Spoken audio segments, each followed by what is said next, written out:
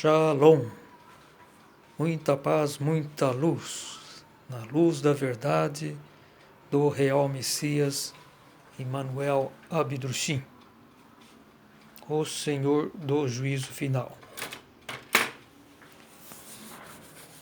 Hoje é dia 13 de setembro, segunda-feira.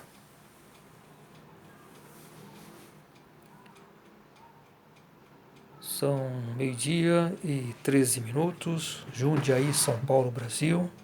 Estamos indo aí para o final do inverno. Nessa época que já está bem quente, né? Já costuma esquentar bastante.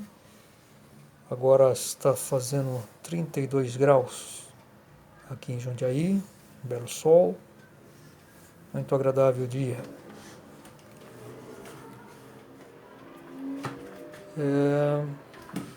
Fazer uma oração. Senhor, nosso Deus Pai, nós lhe pedimos, abençoe-nos com tua sagrada paz, amor e sabedoria, para que possamos assim vencer nossos desafios diários e servi-lo com fidelidade na tua luz da verdade. Amém. Na semana passada teve o 7 de setembro, né? 7 de setembro que ficou na história, né? Pelo grande movimento de apoio ao Bolsonaro, né? Então eu queria comentar, tentar refletir um pouco sobre essa questão de Bolsonaro, o apoio que ele está recebendo, e com o título Bolsonaro é um mestre. Porque o Bolsonaro surpreendeu muitos, né? Porque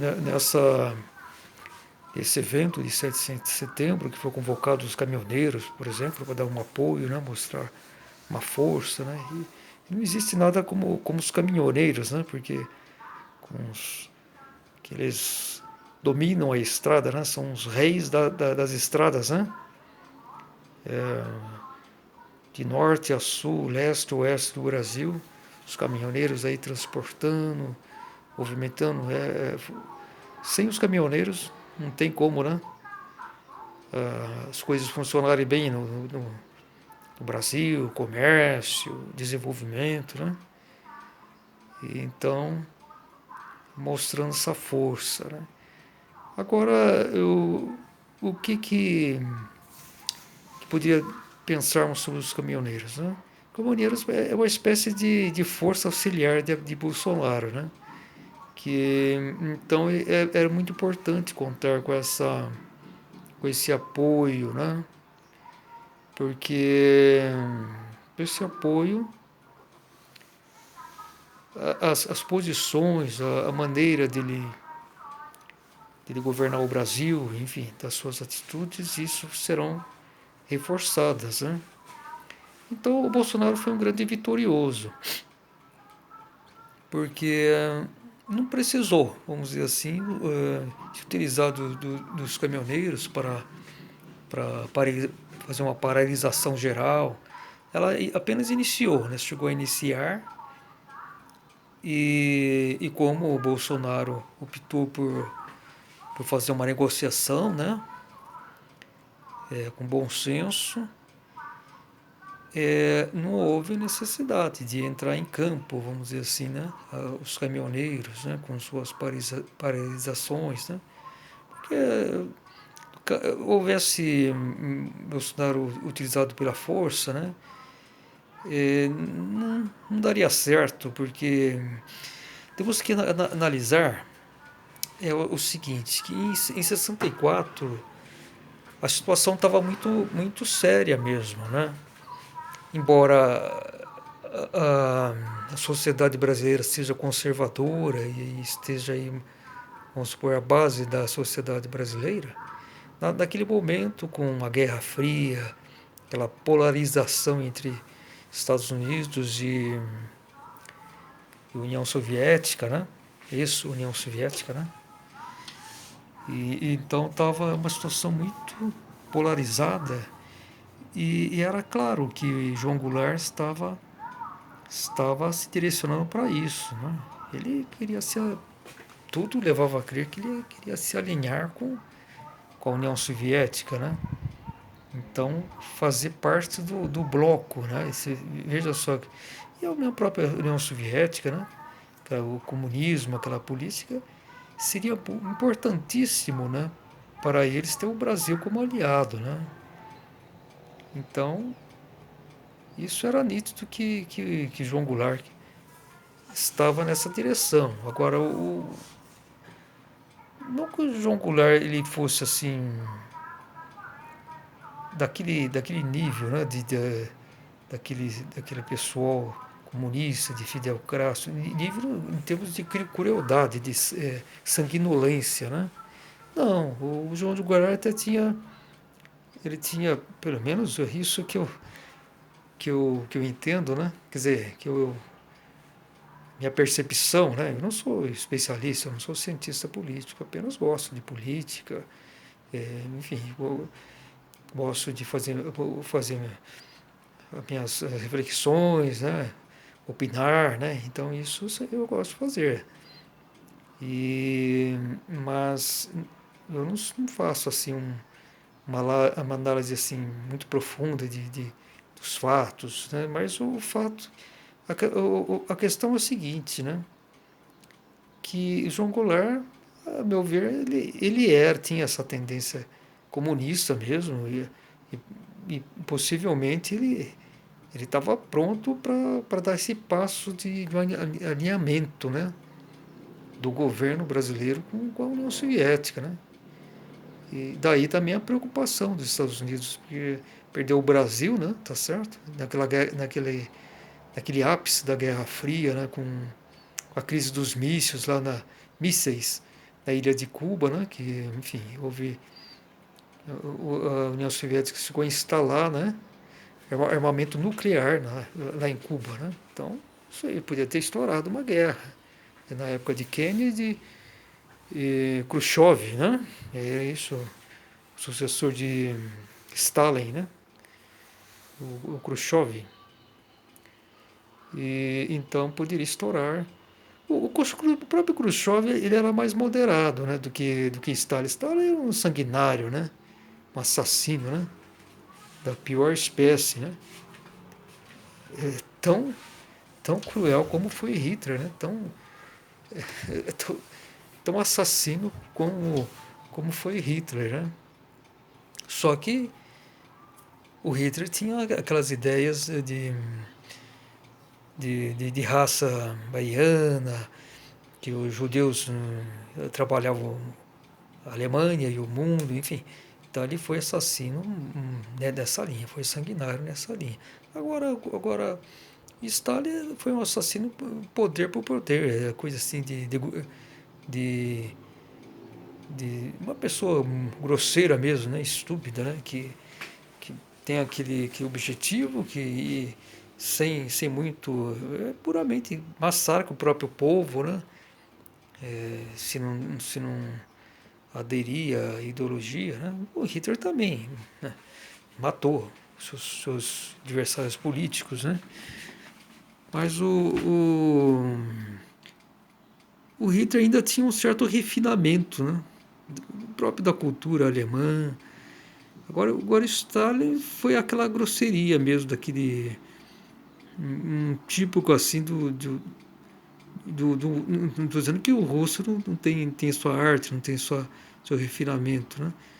Mas depois que foi massacrada a monarquia, né, a família dos Romanov, né, da União Soviética, e sobrou foi aquela estupidez, aquela grosseria, né, daquele bando de marginais lá, comunistas, né? Bom, mas o que acontece? Naquela época de João Goulart, do movimento de 64, a própria União Soviética já estava um pouco melhor, né? O Stalin já tinha a partir dessa para pior, né? O nível dele é para pior, não é para melhor, não, né? E o Khrushchev também criticou muito também, né? Stalin, né? Das políticas dele e tal. Então o Khrushchev ele já era mais maleável, tinha uma visão, acho que melhor de humanidade, né? Pelo menos nesse sentido ele houve uma negociação com o Kennedy, né? Então não aconteceu uma guerra nuclear que poderia ter acontecido, a terceira guerra mundial. Mas enfim, aí nesse questão de Guerra Fria, o Brasil sempre foi, né? Fundamental, e mais naquela época ainda, né?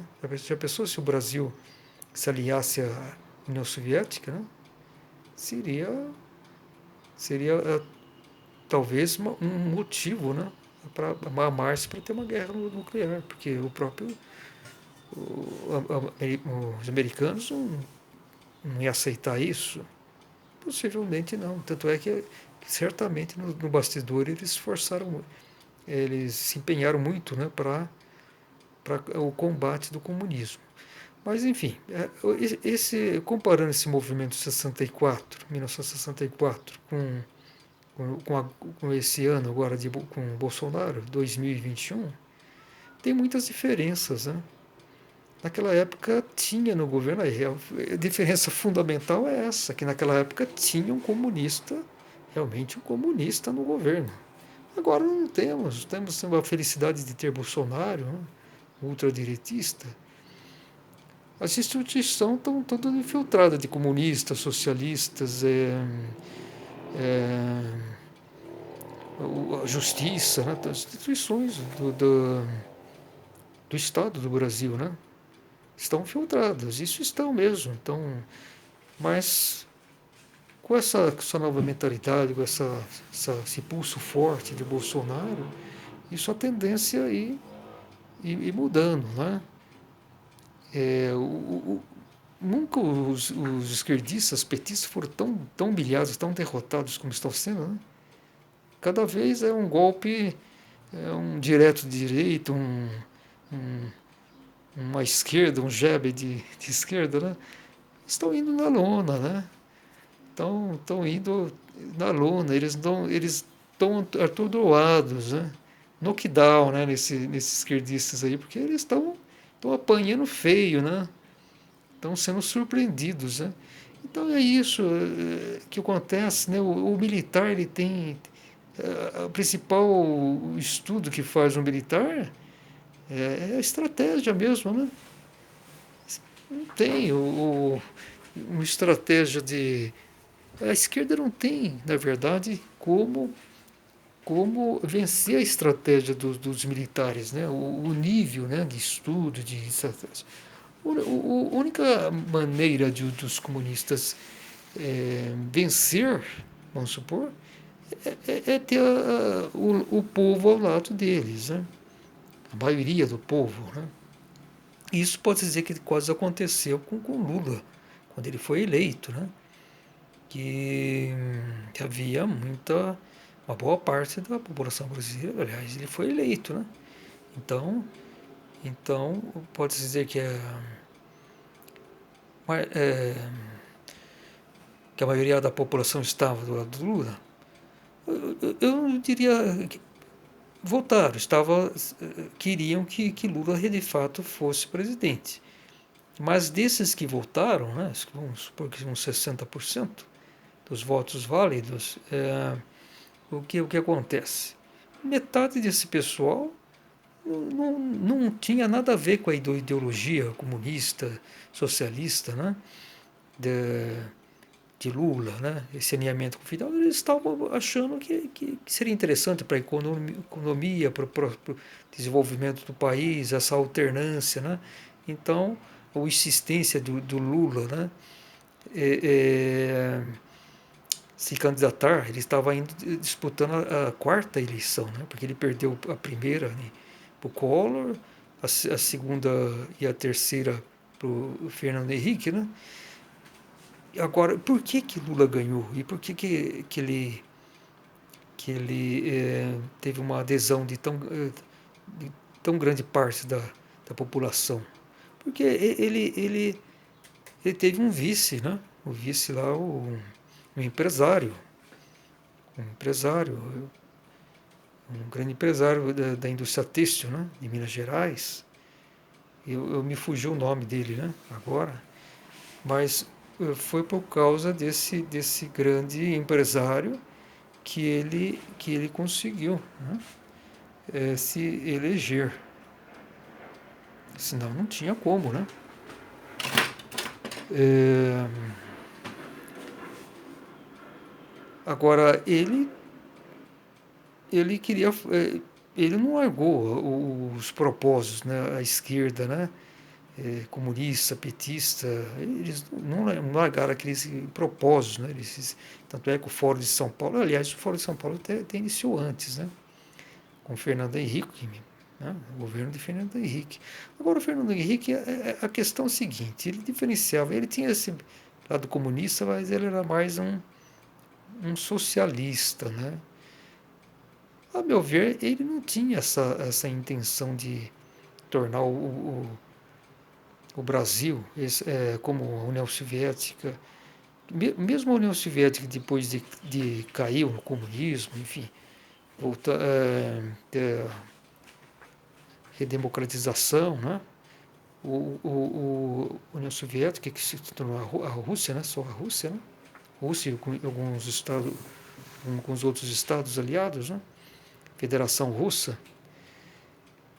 ele continua com esse viés tirânico, totalitário, apoiando sempre a marginalidade. Assim, então não mudou muito a essência da Rússia, tanto com relação à época da União Soviética. Agora, o Fernando Henrique ele tinha essa tendência, né? Uma espécie de Rússia que tinha essas raízes comunistas, tirânica, mas tinha se democratizado, né? Redemocratização, né? Voltaram a ter as eleições e tal. E também um tanto também um pouco da China, né? Porque a China, apesar de ser comunista, ser tirânico, eles partiram para o capitalismo, né? É diferente de Fidel, né? Fidel ele ficou assim um atraso muito grande, né? Uma teimosia, foi uma desgraça total para o povo cubano, né? Da mesma forma como acontece hoje, né? Hoje lá na Venezuela, né? Mas enfim, o tema aí é comparar essa questão hoje com 64. Era muito diferente. Hoje não tinha como fazer essa Bolsonaro através da força, vamos supor, prender os ministros do STF e a própria intervir lá no Congresso, né? Então isso seria muito radical. Então ele certamente, eu acho que até poderia ter feito isso, né? Quer dizer, mas ele viu a temperatura, né? Do povo, enfim, para ver se valeria a pena ou não, né? Mas isso eu acho que ele colocou na balança que seria muito radical e o próprio povo seria muito prejudicado, a economia, né? A própria bolsa de valores, nesses dias que antecederam a 7 de setembro, já tinha dado uma queda, né, forte, a inflação, né? Tem essa questão da pandemia também, que também, de certa forma, impediu, né? Ou dificultou as ações do governo, né? Então tudo isso teve que ser colocado na balança. Então não seria o momento de um radicalismo. Agora, o fato principal é que o governo tem um apoio popular, o povo está com Bolsonaro, e o governo é extrema direita. Né? Então, não é o PT que tá no governo, né? Nenhum partido aí de esquerda. Então, o que prevaleceu foi o bom senso e então pode-se dizer que o Bolsonaro sempre está se surpreendendo, né? A sua capacidade eh, de governar, de bom senso, né? Então, isso eu acredito que nós ainda vamos ter muitas surpresas, boas surpresas, né? Em relação ao Bolsonaro, o governo dele, enfim, a capacidade, né? Você vê que, por exemplo, o FHC, ele, ele, ele tem na conta o Bolsonaro como um sujeito tosco, né? Vamos dizer assim, mas não é nada disso, né? O, o que o Bolsonaro tem que o que a FHC não teve, que é o apoio popular. Ele, FHC foi eleito mais também pela Sociedade Conservadora do Brasil, mas também por esse pessoal mais intelectualizado, o apoio mais das pessoas de um nível de educação melhor, vamos dizer assim, né? Mas Bolsonaro é uma pessoa que, que tem todas as qualidades necessárias para ser um excelente presidente. Talvez como o melhor que nós já tivemos na República. Né? Eu não conheço muito a Primeira República. Né? A Primeira República está um tanto distante. Né? A partir de Deodoro da Fonseca e os outros mais, podia ter bons presidentes, né? Mas naquela época o Brasil ainda estava. Não tinha. A sociedade não tinha nem iniciado, né, as características marcantes que existem hoje, né, da urbanização, da industrialização, e, enfim, do crescimento populacional. Então mudou muito a sociedade brasileira, né? Mas, vamos dizer, dos presidentes da Segunda República, tivemos grandes, né? O Getúlio foi um grande presidente, mas ele foi um golpista, ele foi um golpista. Então isso pode-se dizer que desqualifica. Foi o que mais governou, né? Como ditador, e depois foi eleito também, né? Mas aquela crise que ele teve lá no governo, que levou ao suicídio, isso mostra também o lado que ele tem, assim, tirânico, né? Ao meu ver, de querer impor a sua visão de mundo, né? Vamos dizer assim. Juscelino foi um excelente presidente, desenvolvimentista, democrático. Ele é um progressista, né? Pode-se dizer popular, progressista, né? Ele foi também um grande presidente.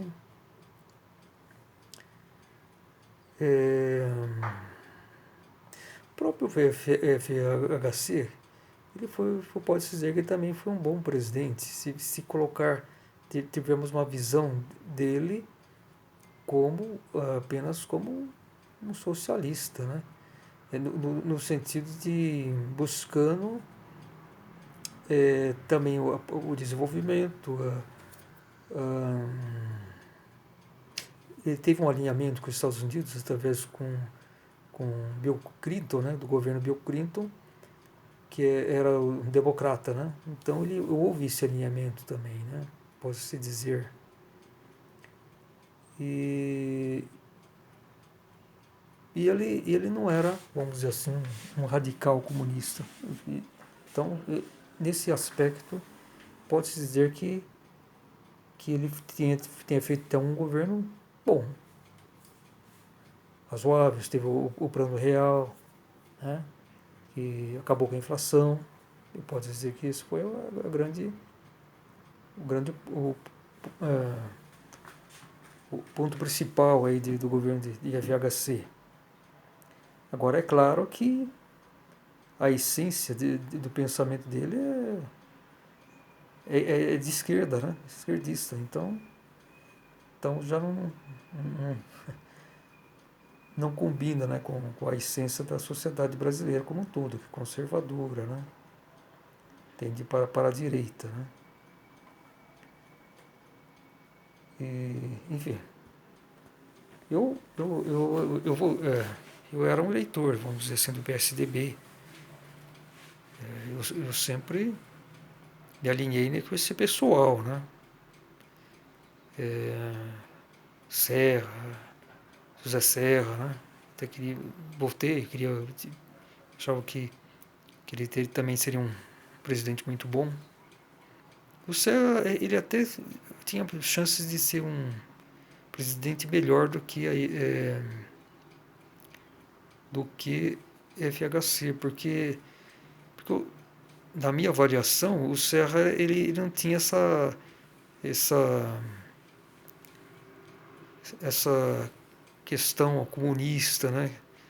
Eu acho que o Serra, que eu desconheço que o Serra foi, por exemplo, cumprimentar Fidel, pode até ser, mas dar tapa nas costas, enfim, esse tipo de coisa o Serra, a meu ver, não faria. Que o Fernando Henrique, ele.